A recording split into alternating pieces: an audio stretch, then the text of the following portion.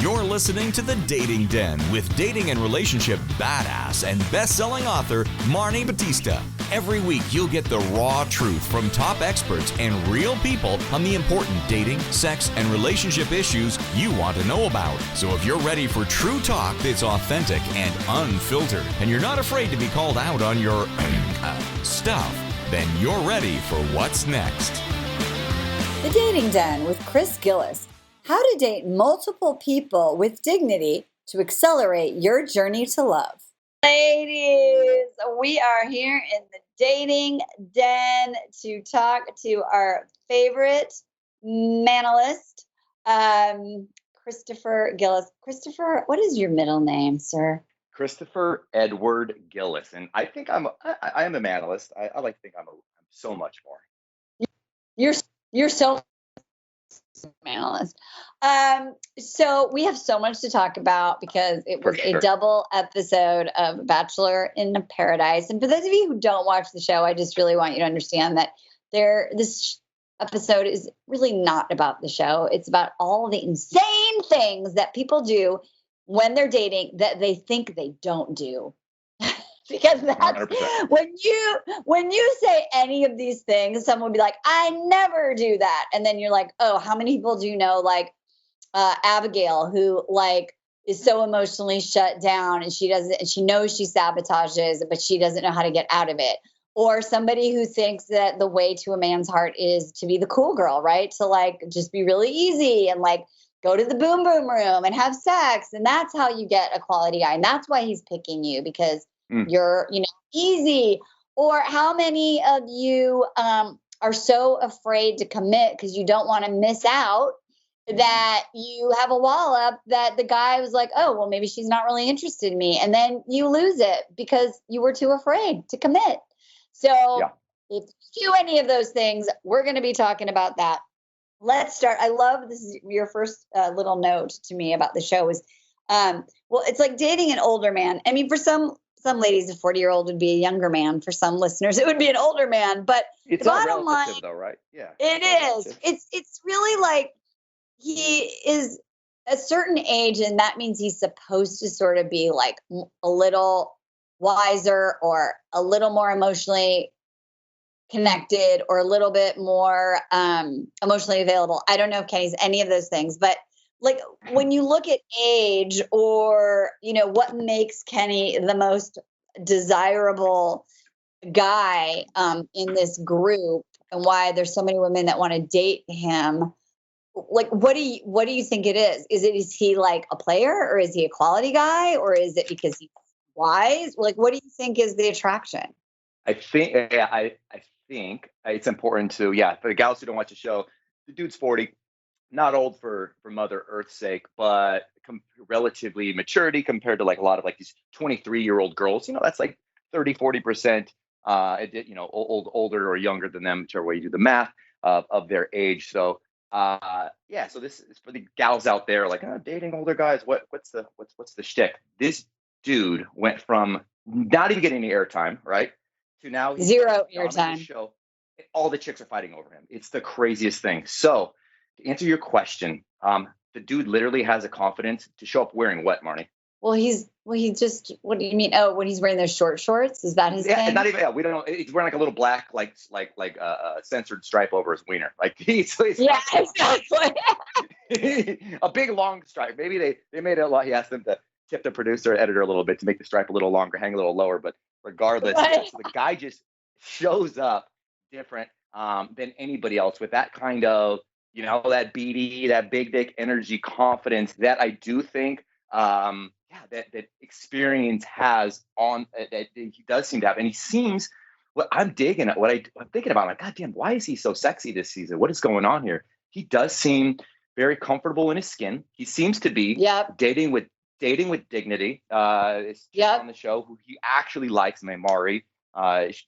Basically says, I want to look at other guys, and he, instead of what I would have done, I think what most guys would have done, like anytime, or anybody would have done with a person you like, ask if they can see other people, would be like, take it personally.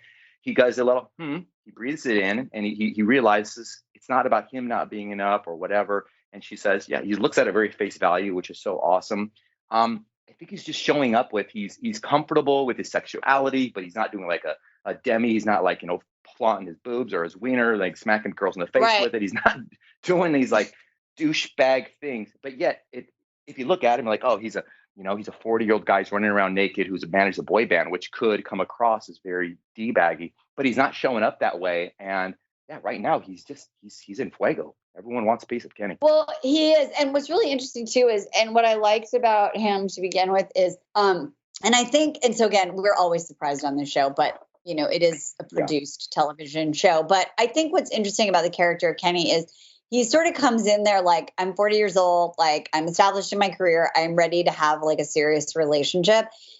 What's interesting is that he really right away does get involved with someone. And I think that sometimes when you are dating someone and he's really into you, there's a tendency to be like, well, what's wrong with him? Like, why is he so into me? Right. Like, this is too good to be true. And I think he's met this person at the beginning and he's like, I'm really liking you and I'm liking where this is going. And then she's like, well, I just don't want to miss out. And I think what he says, and I really want to highlight this because I think it's an important lesson that a lot of ladies learn the hard way, which is sometimes if you're afraid to commit and you're dating someone who has self-worth and doesn't take it personally, they might actually do what you suggested, which is date other people or go slower or give you space. And then you don't like it because you actually missed out on someone great. And he said, I've learned that lesson before and I was wanting to commit to this person and she's not doing that. And so, but I'm not going to wait. And now what's interesting though is, and I think this is just very male, is that when he understands that Mari's going to date other people, she says, I didn't say I wanted to, I just said I would be open to it. It's sort of like, well, what's the difference, right? And so if you have a guy who you like, who's saying this to you, what Kenny did was he was like, oh, okay. Well, then, I mean, we'll hang out and everything, but clearly I'm going to get to know other people because you're not in the same space that I am.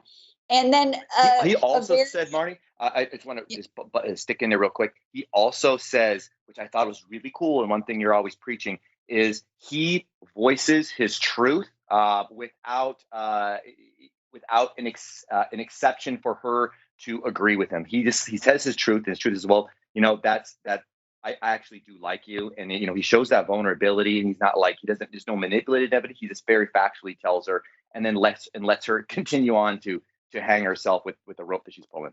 Yeah, exactly. And then, okay, so then he's single. And of course, so then the character Demi, who thinks that sex is the way to a man's heart. Well, she, basically wants to make out with him. And so, he has sex with her.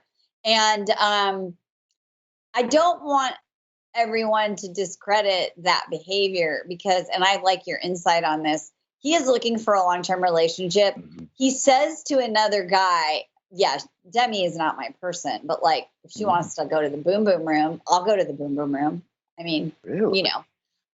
I didn't catch that. That's awesome. Really. Oh, you're so good at Marni. You are, like you said, you're from another planet with like catching everything. And so I am not surprised that you caught that. And I was paying 100% and I didn't hear that. Really? Well, because what happens is, and I watched them all in one night, both episodes, but he's talking to maybe Connor, one of the other guys, and he's getting ready to go on a date with another girl who is very religious, conservative, like the opposite of I'm just going to call her the tough girl or the slutty girl or the sex girl, whatever it is, cool girl, whatever you want to call her. And Connor, whoever he's talking to, says, well, what are you going to do? I mean, you slept with this girl, Demi, so, you're not a jerk. What are you going to do about wanting to go out with another woman? And he said, because Demi's just for fun, right? And the guy goes, oh, yeah, I'm just having fun with her. And then he says, and I need to communicate to her. And he could be a little more direct. It's kind of funny the way he tried to say, I'm going to date other people to her. But in the end, he did tell her she didn't like it. And he went out with someone else. And I think that that's what's really interesting about Kenny. And I want you to talk about it because so he basically is told, you're not committed anymore. He goes and does have sex with someone who makes it real easy. But then in the end, he's more attracted to the person who's more conservative, has values, is looking for something long term. Speak to that. Mm-hmm. Mm-hmm. Are you speaking or referring to how he says like he still wants to? They're doing like a truth or dare game and like, hey, who would you like to sleep with? Or are you talking about who did he ends up going on a date with somebody else? And if so, remind me who he went on another date with? He goes on a date with Tia. Tia is Alabama Tia. Alabama Tia, right? China, he was like the China pod girl. Okay. Right. She's like, I read the Bible every day. I go to Bible study. I'm very like faith-based, like she's the opposite. My church group's watching me my Bible study group, my mom. Yeah, exactly. And so that's what I'm saying. So so just because a guy sleeps with someone who makes it real easy, does that mean he's a jerk? Yeah, I don't think it does. It make him a jerk? I don't know. That is I don't know that good question. I think what's interesting about that conversation that Bible study girl and then 40-year-old more wise or older guy. It is very telling to show and then we got like sex pot Demi there. What the relationships, how they all mean something so different to somebody, and how they hold them. So it is very telling for the listeners out there, how having sex for him, he was just like working out naked, which he is already anyways. With Demi, he's like, we got to work out in together. Not no big deal. I don't like her. He's smart enough to realize, or at least he interprets Demi, and I'm sure there's some more layers to her, but interprets her as, since that's just what she's showing up with. She's it was sex, so he's interpreting her. So she's like the category of she is not serious. She is not like his wifey style material. Right. Which is sad because I'm sure a lot of ladies do this. Marni, you said done it before in your past. You are obviously so much more than just a China pod, and how instead. Yeah, and I think it was cool when he's on the beach and he says it. He's like, I did this, but he explains it to the Christian girl, and the Christian girl's like, well, you should probably have a talk with her because that probably means it. But I thought it was cool, Marni, that the Christian girl, she also seemed hip enough to the hip. Tia, she seemed hip enough to the game to know that doesn't, or to interpret, to know that to Kenny that doesn't mean he's in love with her. And I know there's a ton of double standards other way around, which we can get into another time, but. Yeah, I think it was just a really beautiful experiment on what does giving away, what does having sex mean to this, 3 different groups of people. We got, one girl thinks she's got him locked in. Demi thinks she's got him locked in because she had sex with him. Kenny could care less. He's like, I was bored. She grabbed me by the arm and dragged me up there. But here I want to do the next level of that. Not only does she thinks he's locked in because she has a story that's what a guy really wants. She keeps saying, well, I'm more fun than her, right? Oh, yeah. She went to the boom boom room. I'll go to the boom boom room with him. She believes that the reason why a guy would choose her is because her version of what a guy is attracted to is fun, right? Meaning 100%. Like I have no standards. I don't want that much. I'll like keep it light, right? Like the cool girl. And then what Kenny says to Tia on the beach is, I'm looking for something more solid. And he says, like in an interview with the producers or to someone else, I can't remember exactly. He basically says, I would like to go on a date with Tia because she's the kind of person that could be a partner. Whereas Demi is not. So I just really love this I love the way you said, like the 3 different ways that he's approaching it. Like he goes in, he has an emotional connection that no sex or there's, making out, kissing, whatever. Yeah. And then that person is like, oh, I want to date other people. He's like, okay. And then he walks into a room and someone basically is like, I'll have sex with you. So he's like, oh, scratch that itch. Let's go to the boom boom room. Okay, fine.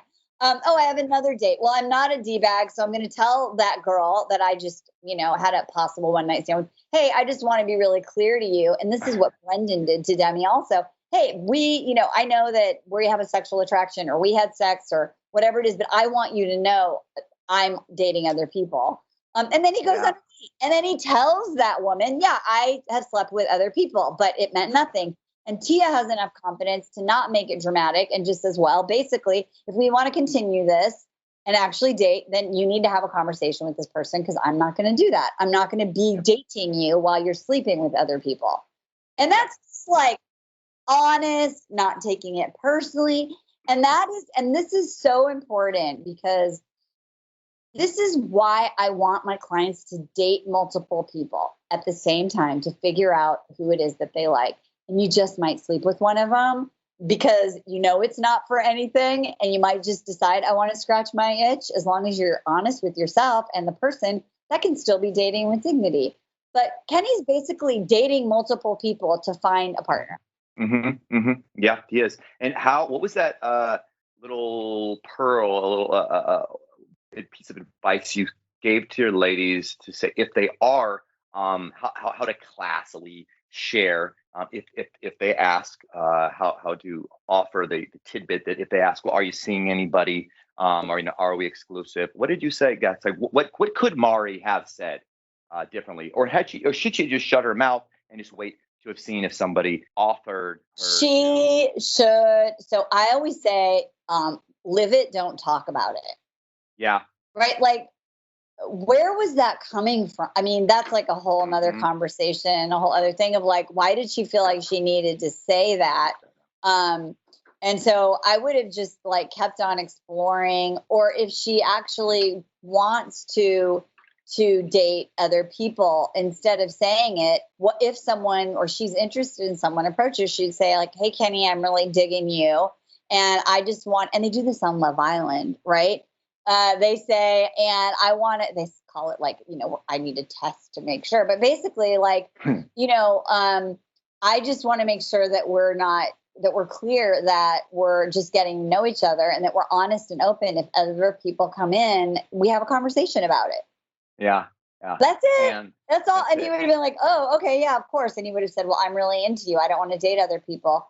And she could have said, well, that makes me really happy. And then they change the subject. And yeah, you don't have to make it a thing. Got it. That's beautiful. And don't do, I'm going to guess you're going to suggest, if you want to date other people, don't not say anything to the guy who you're dating by dragging his mortal enemy, walking in front of him, and then start making out, jumping on top of the 6'6" Thomas, and start straddling and making out in front of the guy you're dating. That was just like, what the fuck? Yeah.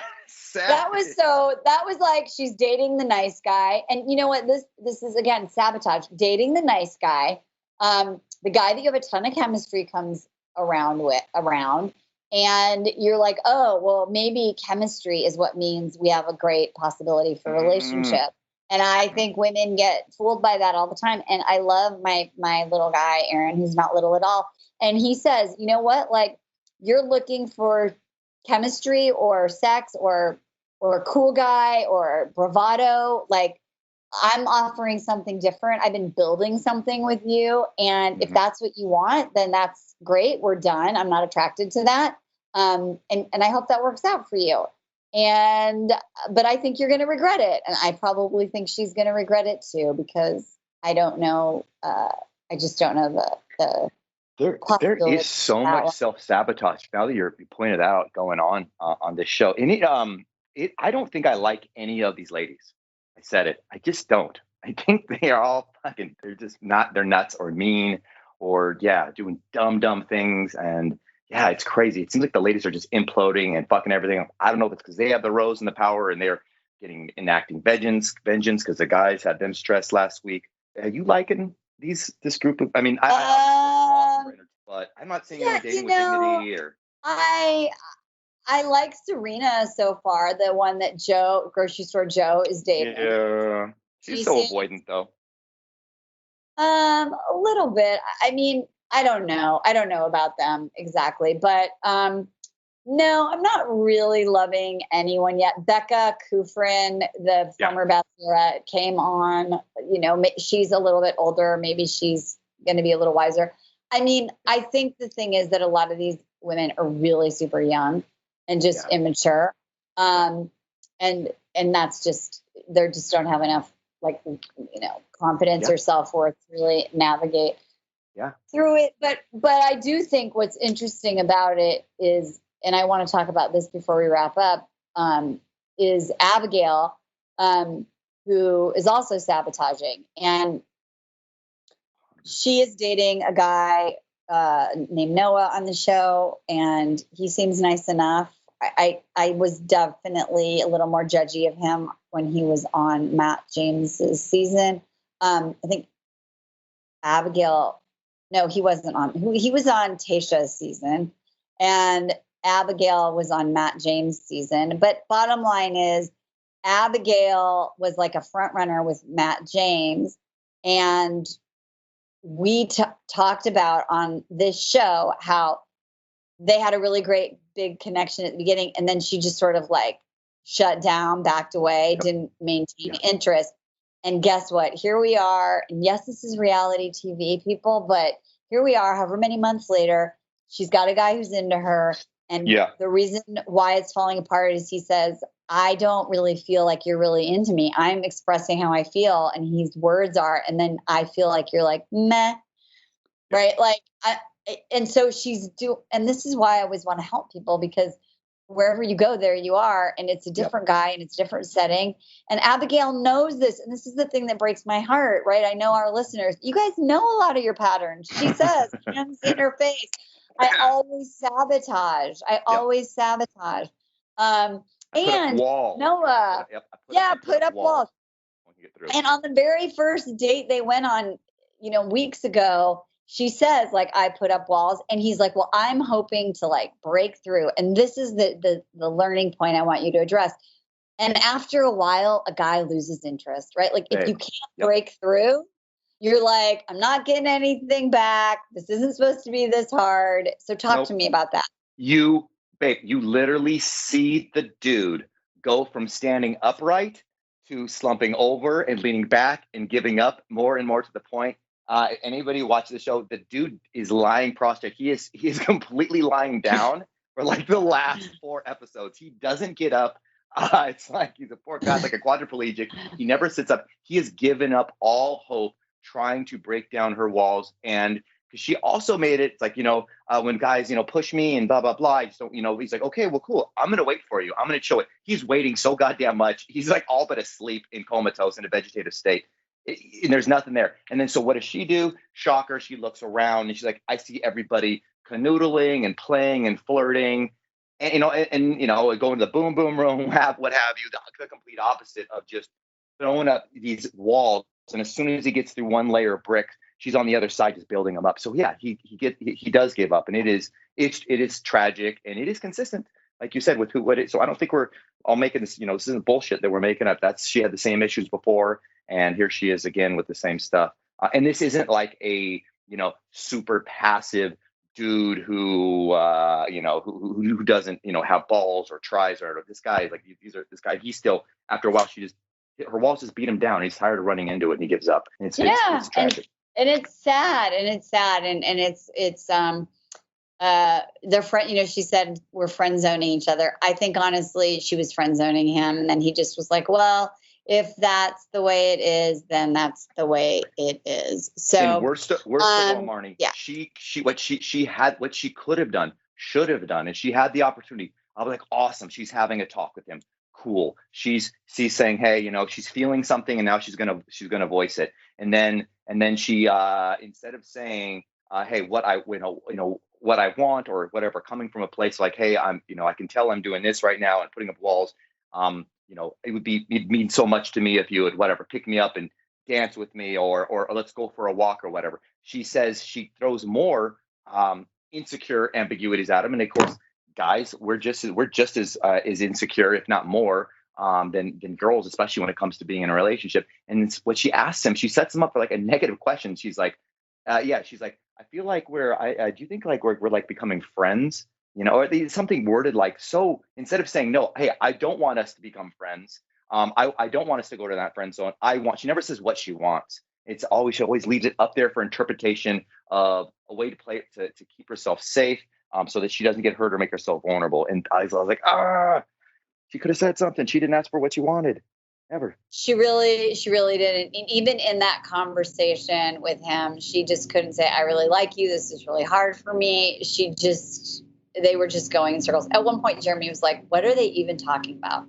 Like, they're not talking about anything. It was just a conversation that went nowhere. And so if you have a pattern of sabotaging, if you date unavailable men, if it starts out really great and he loses interest, you just might want to look at like, is it getting too hard for him to go to the next level? And so he's lost interest because there's going to be somebody else that he's dating possibly that is making it easy and being open. And so anyway, look at yourself because it doesn't go away. Okay. My other thing I want to make sure we talk about before we end for this time. I mean, we could talk for like hours about this. I was going to say, are we almost done? We're almost coming to the end. I know it's going so fast. I know.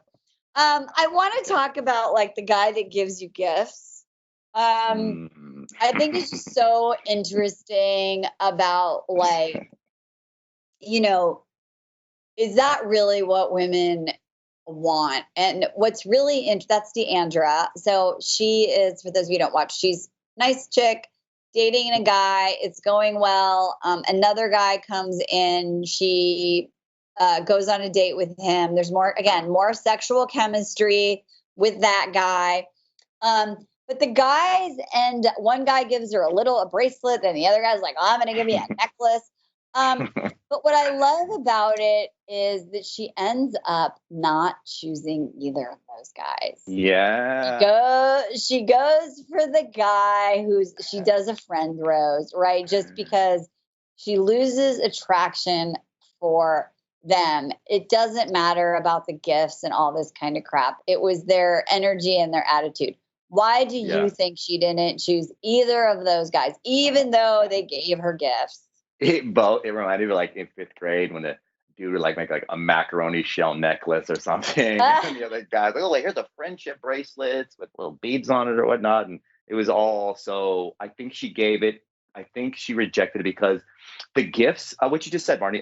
What'd you say? Make sure your actions or what'd you say? Your words, actions. Well, your words and actions have to match. Yeah. No. That's not what those action. That action doesn't match with giving somebody, iced out jewelry, even if it's all cubic zirconia, doesn't match with, yet you don't even know this person's last name yet or anything about them. I know it's like, well, hold on. It just felt, it felt like it was like a bribery, and it was probably kind of a icky, gross feeling. And I'm glad that she didn't accept it in the end. And it's both those guys. We've seen them on past shows. Again, it's all reality. Who knows? But Carl and Jason, we weren't fans of any of them, and it just seemed very inauthentic to them, and that is, I think that's just gross. That's not attractive, right? That's not like someone like Aaron, like even though he could be an asshole at times, but he says what he feels. And I feel like those guys they're oftentimes not saying what they feel, and they're just like, hey, instead of me talking to you and getting to know you and asking questions, here's a macaroni bracelet I made for you, and handed it over. Yeah, like that's going to be it. And so what I really loved about Deandra is that she says, things were good with Carl, but they weren't great. And I don't feel the way he's feeling. So I just need to let him know. And then this other guy, it seems, and this is in the spirit of it seems too good to be true. Why is this guy like, because I've had ladies say like, oh, I just met him last week and he wants me to like fly me to Vail to go to blah, blah, blah. Or and it feels a little weird. And it's like, if it feels a little weird, it's probably a little weird because it's too much for what the relationship has earned. And so I love that she just doesn't get in lack and fear. And of course, she had the power in the context of the show, but she's like, I'm not having it with either of these guys. And she pieces out. Okay. Last thing we have to talk about, because I think this is so huge. It wasn't even on your list, and it wasn't on my original list, but it came to me, and it's so big. So Aaron gets dumped, basically, when the woman that he's dating says, through her actions, I'm interested in someone else. And he's feeling really, really shitty. And yet his goal is to find a partner. And even though he got dumped, and even though it sucks, and even though he was like really bummed out, he did not let that impact his ability to stay true to his goal, right? Of wanting to find a person. And he figured out a way to shift his energy. And I love the conversation he has with Becca, who like has the conversation with him. And he's like, honestly, it's not going the way I wanted. He didn't have to shit on or trash the other person, right? So you don't have to tell, when you're on a date, you don't tell the whole story of like why your last relationship didn't work and that guy was a jerk. Right? No, he just is like, didn't really go as I wanted, but like, I'm really here to find my person and I'm really enjoying having this conversation with you. And he forms a connection. And it comes from a place of vulnerability, and he is able to move on. And that is resilience. Whether it's real or not, it was modeled here in the context of the characters. It's great. Like, if you have a guy who wants to send you dick pics online, or you know what, you go out on 2 dates and the guy says he's going to call you and you never hear from him again. Like, be Aaron. Be like, you know what? That person isn't my person. I'm really bummed out. I invested a bunch of time or energy. You know what? They're not who I thought they were. Or that sucked that he saw someone making out. That's his version of getting a dick pic. Doesn't matter. He's staying true to himself. He's using his authenticity and he's staying in the game, staying on the playing field, and making another connection. And I think that ladies could learn from that, because it's not going to be smooth all the time, and you have to be really resilient. And wow, that's another topic. So dick pics are bad? No, I've been doing it wrong this whole time. Why do we all think in our Guy's Handbook 101, that's what you do if you like a girl? Oh my God. You know what? I was on a nude beach. I was on a nude beach with my daughter and a bunch of her friends and my husband and my daughter's boyfriend. And the only people who were nude on the beach was men.